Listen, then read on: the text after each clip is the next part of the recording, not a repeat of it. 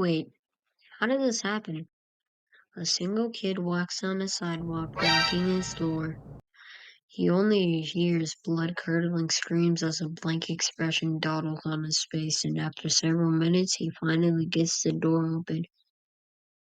He looks up and sees his grandpa wailing on his so-called sister. This is the childhood of Ted Bundy. Bundy was born at a home for Bunwood mothers in Burlington, Vermont on November 24, 1946. He remained there until he was 2 months old, where Sam Cowell, the father of Louise Cowell, said Ted Bundy, known at the time as Theodore Cowell. He began life thinking Louise was his sister, not his mother. You'd think that the family was normal, right? But if you take a closer look, you'd realize that this family is horrible. The grandpa is agoraphobe, and the younger ones are from inbreeding, and the dad is completely missing. Taking a closer look at the youngest, named Theodore Cowell, he has shown his disturbing behavior on multiple accounts, one of which was waking his aunt up to a game of darts, throwing knives next to her. He would act extremely violent in comparison to anyone, beating and fantasizing blood as a toddler. This violent toddler hated his mother because he thought he was illegitimate. He also hated his stepfather and acted up whenever he did not get along with him. But he would do something he would regret very, very soon. Ted starts to show his violent tendencies more, scaring people across the school. The soon-to-be serial killer liked to dig holes and put stakes inside, then covering in lettuces and vegetables. Psychotic yet eager, the young child uses as a trap to fulfill his sadistic desires. He was also violent for animals, pulling them apart like the average serial killer. Bundy liked to play God with mice and put them in a line, killing and sparing each and every mice. The man also loved the brutal depictions of forcing someone to have intercourse and murder. He would do public indecency-related things in the locker room and closet, getting doused with water when he gets caught. These are the several crimes of Bundy as a kid. Young Bundy added more crimes to his list by shoplifting. He also spied on the women of his local town, prying on the safety of the town. But this is the real start of him snapping. It's possible that his first victim was only a child.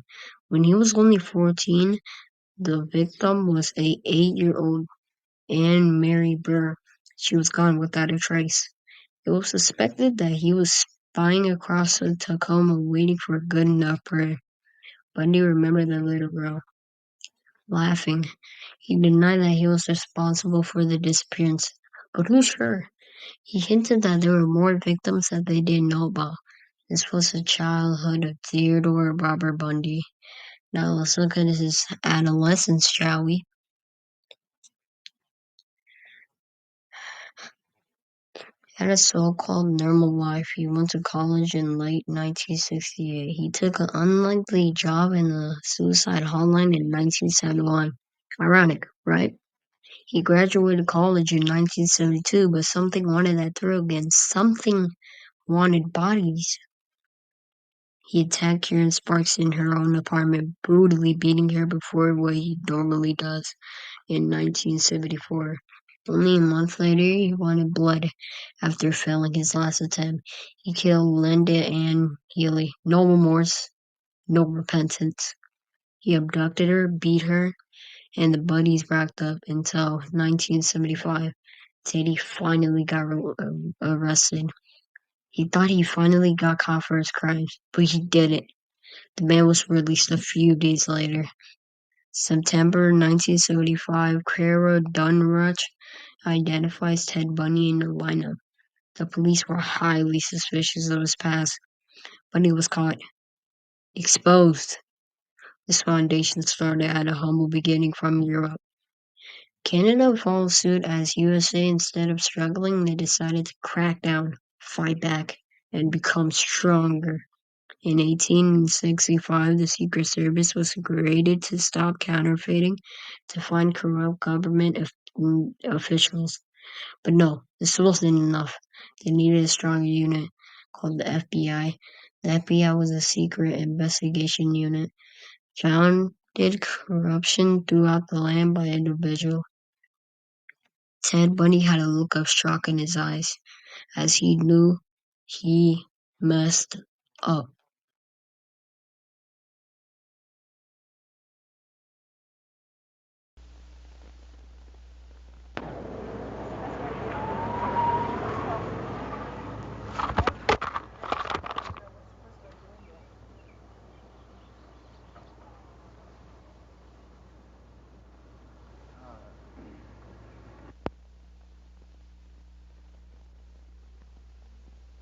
We should tell you, we got to wear jeans and blue shirts.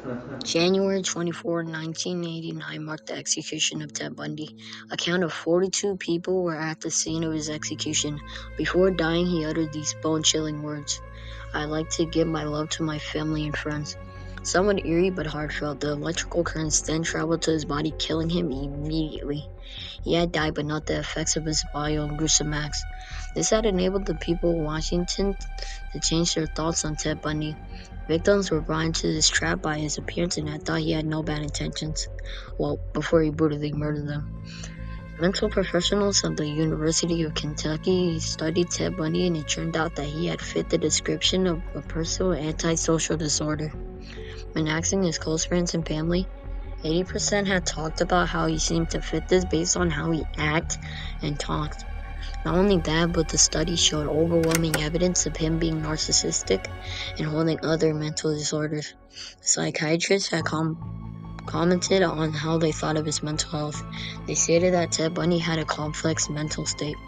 The study of mental illnesses progressed from there, and a study done on Richard Ramirez, a serial killer they arrested a decade later, has shown signs of a similar diagnosis.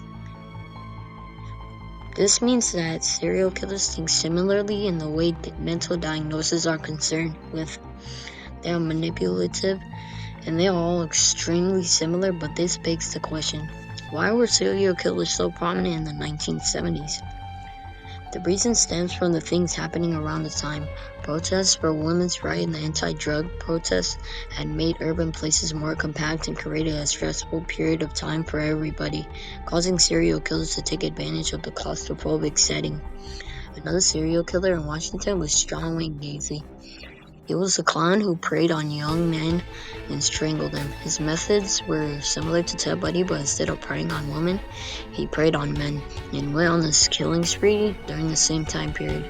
Most of the serial killers during this time had similar methods, contributing to the idea of them having a terrible mental state. During the 1970s, colleges had more student exchanges, increasing the population to greater heights. This obviously created more victims for Ted Bundy during the time. Even though it seems like human life was nothing to Ted Bundy, he had actually had a daughter by the name of Rose Bundy, also known as Rosa, born on October 24, 1982. The mother was Carol Ann Boone. She had been conceived while Ted Bundy was on death row. It had turned out that Ted had turned his faith towards Christianity. It seemed as if he changed, but who knows?